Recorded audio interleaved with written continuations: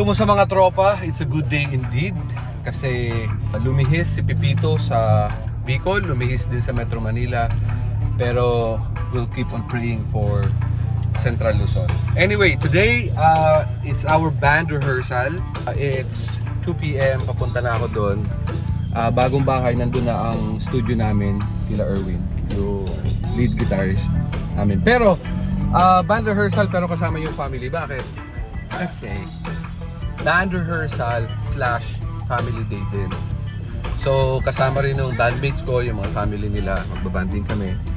Pero syempre, focus kami sa isang song na may inaareglo kami ngayon na bagong original song, our second song actually. And then siguro after band rehearsal, ayun, kakainan, tapos banding ng mga families. Ayun, so again, samahan nyo kami.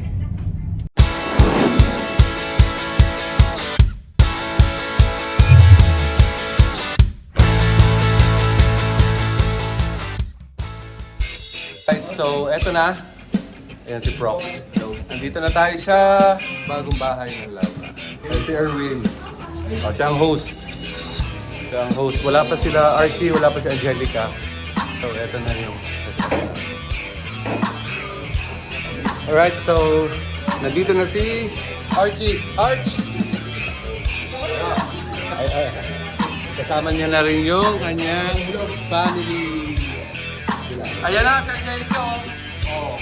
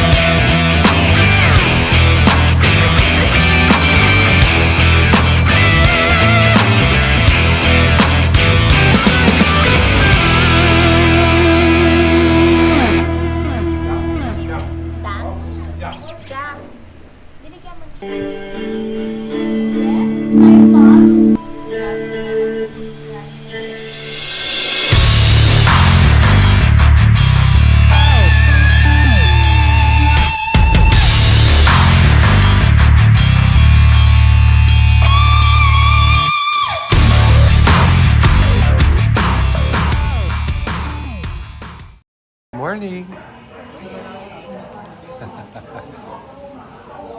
She looks...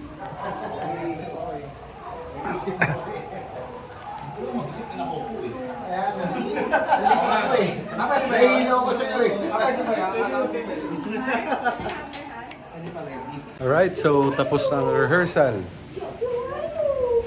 Tambay na lang.